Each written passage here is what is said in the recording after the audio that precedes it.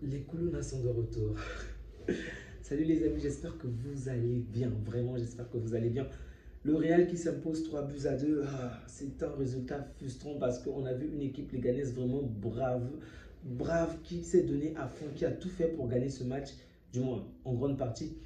Et à la fin, qui s'est quand même relâché. Ok, c'est vrai qu'il y a eu certaines décisions. Dans l'ensemble, l'arbitrage a quand même été bon, mais je pense toujours que la VAR est très important, même si la VAR a ses limites. Aujourd'hui, par exemple, on a vu pas mal de choses que, avec la VAR, on aurait peut-être pu intervenir d'une autre manière, mais bon. Dans tous les cas, le match était quand même assez intéressant, d'accord? Et le Real a énormément souffert. En première période, on a vu une équipe, en tout cas moi j'ai vu une équipe de Leganés à laquelle je ne m'y attendais pas.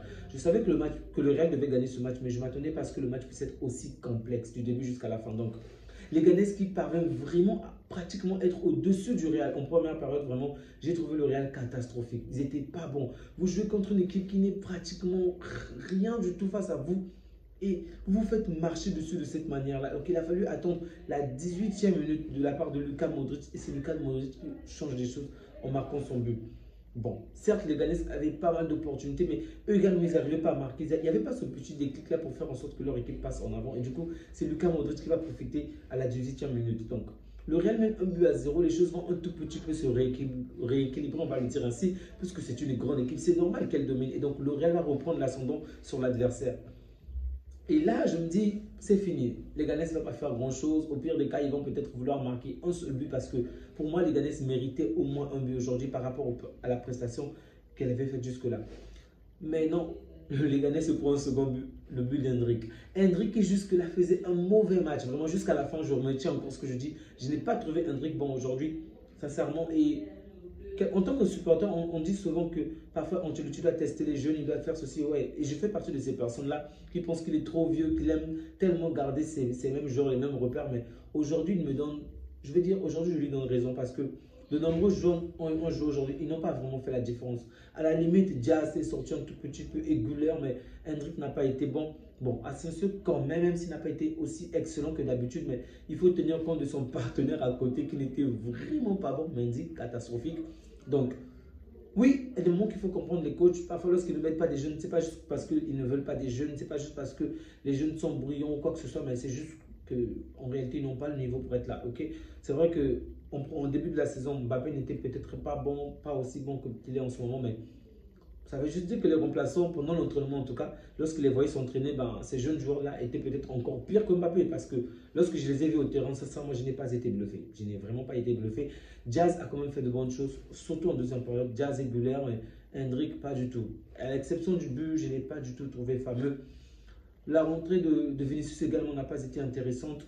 Le petit Asensio a été plus que moyen, on va dire. Mais comme je dis, il faut tenir compte de la personne qui a joué à côté de lui. Mais sinon, dans l'ensemble, c'était un bon match. Vraiment, les Ganes m'a régalé. Jusqu'à la fin du match, waouh, je m'attendais à ce qu'un petit miracle se produise. Mais malheureusement, le miracle s'est produit du mauvais côté. Donc, le Real et l'Atlético sont finalement qualifiés pour les quarts de finale. Ça fait mal. Je souhaitais vraiment un résultat complètement différent parce que lorsque les Ganes étaient menés à 2 buts à 0, je me suis dit, ça va peut-être encore augmenter. Le score va être beaucoup plus large. Et là, non. Il a fallu que Cruz fasse la différence. Vraiment, Cruz, si tu as du temps, pense au Barça. Parce que ce que tu as fait aujourd'hui, c'est waouh. Et même, on le voit très bien, même lorsque le Real va réussir à réellement prendre l'ascendant, c'est lorsque Cruz va sortir. Et à quel moment Cruz va sortir, c'est lorsqu'il se fait marcher dessus. Et c'est là que j'en veux un tout petit peu à la caméra. Parce que on voit très bien que Tchouaméni le marche dessus. Tchouaméni n'est pas sanctionné, il n'y a pas de faute. Et il y a eu même une contre-attaque du Real. Heureusement que Vinicius ne va pas réussir à marquer. Parce que si Vinicius marquait, ben, le match aurait été tué en fait. Parce qu'il y avait vraiment une faute grave. Et là, je vais encore parler à Pérez. Le vieux, tu te plains pourquoi? Vraiment, s'il y a une équipe que le Barça, le Real ne peuvent même pas se plaindre, dire que les gens sont réellement contre eux. Ok, il peut arriver, il peut avoir des matchs où l'arbitrage n'est pas en notre faveur, ça je le conçois très bien. Ok, il peut avoir même une succession de matchs comme avec nous par exemple, on avait pas mal de décisions qui allaient contre nous, ça c'est vrai. Mais les grands clubs ne peuvent pas aujourd'hui oser dire que tout est contre eux ou encore qu'il y a, on va dire, une quelconque manigance, un groupe, surtout le Real, parce que le Real est un club qui en a bénéficié tellement plus que tout autre club, vraiment. Peu importe le continent, peu importe le championnat, il n'y a pas un club qui est autant favorisé que le Real. Et aujourd'hui, Pérez ose. Et ce qui m'a fait plaisir, c'est de voir certains Madrilènes comme Riles et autres porter leur voix pour faire comprendre que ça ne sert à rien de se plaindre de cette manière-là parce que se victimiser, surtout le Real avec sa position, ça n'a aucun sens. Le Real reçoit tellement de faveurs de l'arbitre. Donc aujourd'hui, le Real condamner les arbitres, c'est du n'importe quoi. C'est l'hôpital qui se moque en fait de la charité. Ça n'a vraiment aucun sens. Et j'ai vraiment aimé les réactions de certains Madrilènes, des gros Madrilènes, qui ont reconnu carrément que c'est du n'importe quoi. Bref, Pérez, si tu as vu ce match, vas-tu encore oser dire que l'arbitrage est contre toi? Parce qu'il y a eu des fautes où des joueurs madrilènes méritaient d'être sanctionnés. La faute que l'on a commise sur Kroos, les deux tacles assassins que Valverde et je crois Tchouaméni vont réaliser sur, je vois, ça s'appelle comment déjà? Ça s'est passé au milieu du terrain, malheureusement je ne me souviens plus de quel jour. En fait, ils ne vont même pas toucher la balle, ils ne vont même pas, à aucun moment ils vont s'intéresser à la balle, ils vont carrément tacler le joueur des deux côtés. Vraiment, c'était un tac assassin. Si ce n'était pas Garça, ça devait être Neyou, quelque chose comme ça. Mais ils n'ont même pas été sanctionnés. Il n'y a même pas eu l'appel de l'arbitre ou quoi que ce soit. Et Pérez, tu oses dire quoi concernant le Real? N'importe quoi. C'est vraiment du n'importe quoi. Dans l'ensemble, je le répète, hein, je pense que l'arbitrage a quand même été assez bon. Okay, le Real mérite sa victoire parce que bien que les Ghanais aient réussi à se procurer énormément d'occasions, une fois qu'ils ont marqué les deux, une fois qu'ils sont revenus aux 2 buts partout, ils ont énormément souffert. Le coach a fait la même erreur que le coach de Dortmund. Tu reviens au score, tu joues la carte défensive. Je ne sais pas pourquoi tu joues la carte défensive. À quoi ça sert, mon frère? C'est un match à élimination directe. Il n'y a pas des points à gagner comme au championnat. Pourquoi tu demandes à tes défenseurs de revenir en arrière? En plus, ton meilleur joueur, celui qui a fait souffrir le Real, est sorti sur blessure. Tu demandes à tes joueurs de repousser. Mais pourquoi, mon frère? Tu n'auras pas de points à la fin du match. Soit tu seras qualifié, soit tu seras éliminé. Et jusque-là, ton équipe domine le Real. Il se permet de demander à ses joueurs de revenir.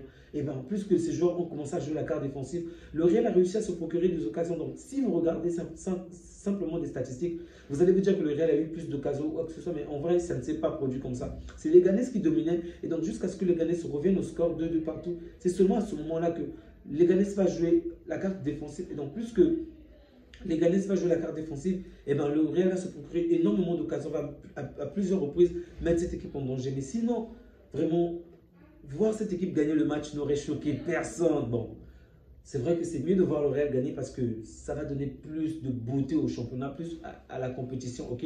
Ça va attirer plus de gens, c'est plus attractif de voir le match du Real que de Leganés. Mais par rapport aux performances de Leganés aujourd'hui, sincèrement, il méritait mieux. Et ce but-là me fait très très mal. Et on a vu la déception au visage du coach. Il était si content que son équipe fasse mieux. Et même à la fin, ils ont réussi à se procurer une ou deux bonnes occasions. Ils pouvaient faire la différence. Mais il manquait la petite touche. Juste la petite touche. Oh, les Colonna ont encore frappé. Bravo à vous les frères Colonna. Donc, le Barça va jouer demain au Mestalla. Ça ne sera pas un match facile, ok? On les a certes battus au championnat 7 buts à 1, mais ce n'est pas le championnat. On va jouer chez eux, ok? Et dans ce stade, tout est différent. Comme je le disais, c'est un match à élimination directe, donc tout est possible, ok? L'adversaire peut marquer un seul but et boucler le match du début jusqu'à la fin. Donc j'espère vraiment qu'on va rapidement marquer vraiment énormément de buts parce que pour ne pas vraiment se compliquer le match. Et si jamais l'on parvient à se qualifier demain, bah, on va affronter soit le Real, soit l'Atlético. Si on affronte le Real, on va peut-être avoir un classico en système aller-retour. Et sincèrement, je suis fatigué des classicos. Je ne veux pas des classicos. Je voulais même que le Real se fasse éliminer. Dans le meilleur du monde, en tout cas, j'espère que l'Atlético affrontera le Real et nous, on prendra le dernier adversaire. C'est certainement Bilbao, je pense, ou je ne sais plus trop. Mais en tout cas, moi, je préfère voir l'Atlético contre le Real et le Barça arrivant en finale contre l'une des deux équipes. Mais j'en ai marre des classicos. Surtout un système aller-retour, non, ça ne m'arrange pas.